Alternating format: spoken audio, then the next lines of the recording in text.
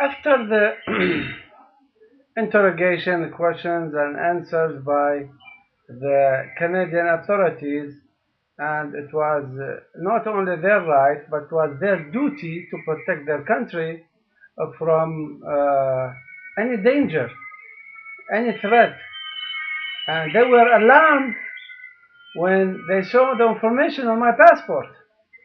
But later, they found out this information that the government of the United States that they put in my passport, they are politically motivated and they don't stand in a court of law. That's why they didn't take me to a court of law.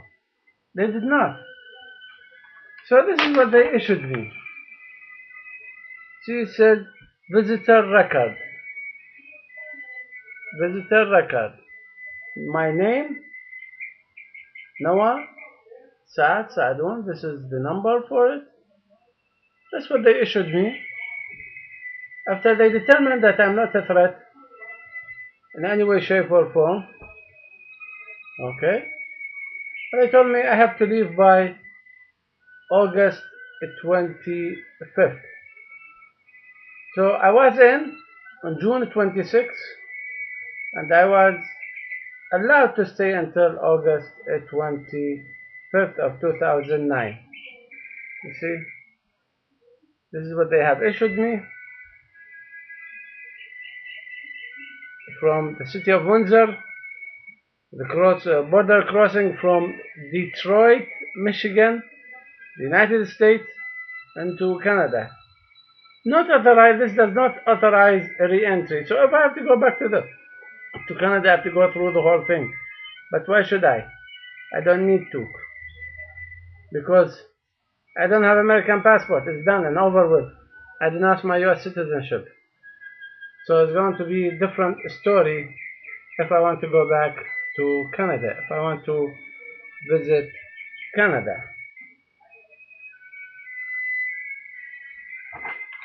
Okay, so the next bus from the police from that border station, the next bus, they put me in that bus. They talked to the bus driver.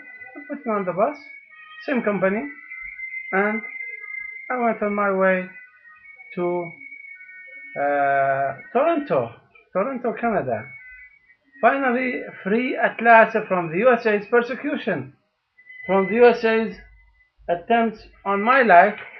Even the Canadian authorities, I explained to them about this arrest warrant that does not stand in a court of law.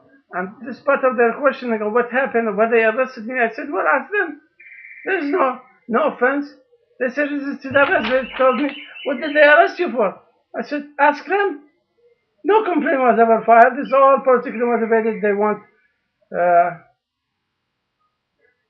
they have attempts on my life.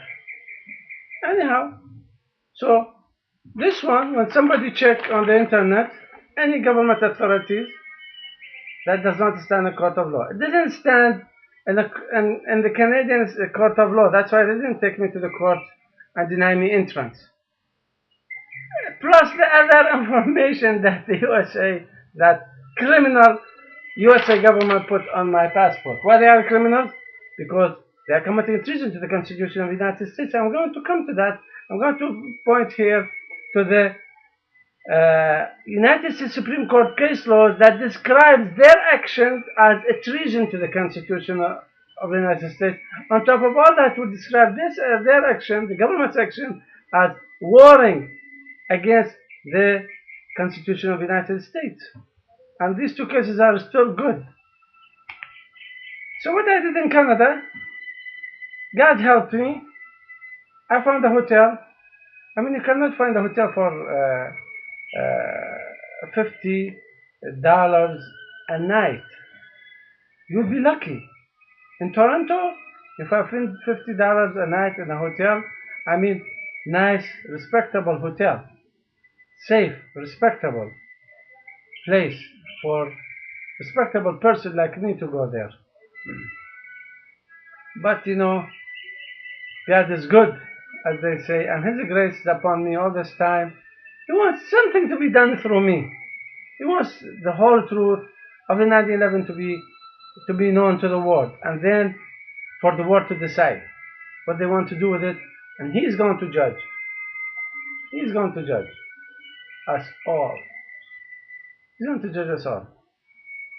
So I took advantage of that time I'm staying there at that hotel, and you see how God is great and merciful.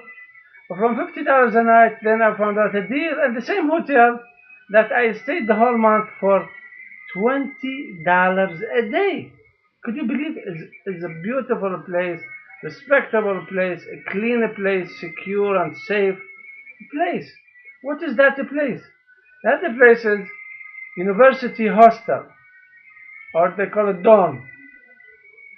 And that was the time when the students, they go on their vacation, and they rent the rooms as a hotel at that time only. The period of 1 month or 2 months, they rent them. Other than that time, no rent in that hotel, in that dorm. So I stayed the whole month for $20 a night. It was very cheap for that respectable, clean, safe place. So I took advantage of having there's internet over there for the guests, and I had my remember I told you I was working on a response to the video fitna of Mr. Gitwaiders from the Netherlands. So I had it on my pen drive, and I had my laptop. I got on the internet and I established another YouTube channel that's called Fitna 5. Fitna 5 is a response to the movie Fitna of Mr. Gitwaiders. Well, Mr. Gitwaiders, they say he has the freedom of expression. Nobody should shut him up, and he could say anything he wants. It's not anything, but he has to, ascertain the truth. But anyhow, whatever he says, that was his freedom of expression. Fine, his freedom of expressing his understanding, his misunderstanding of the Quran. And you know, there were demonstrations all over the world, Muslim world. There were embassies were burnt, American embassies were attacked, many other embassies. I'm not here to, I mean, it's on the news. You could see. So I said, the civilized, legal way to respond to Mr. Gitwaiders is by responding to his allegations. Go to that video and go for every allegation, one by one. So I wrote all these allegations and I responded to them in a video YouTube channel called Fitna 5. I had 50 videos. Until now, there are 50 videos in that YouTube channel in response to Mr. Gitwaiders. And as I have stated before, I have sent him the link.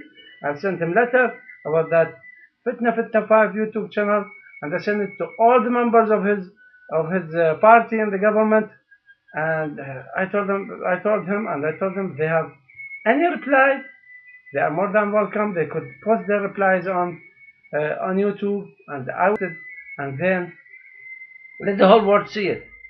And at the same time, I also put that YouTube channel Fitna 5. You see that on the top where the arrow is pointing to?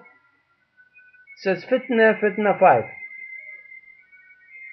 Plus this, the Shiny Bright Truth YouTube channel that you are watching this video now. I said this. I want this to be included. Why? Because I am a man of peace. This shows that I am a man of peace, and I know how to respond to the people.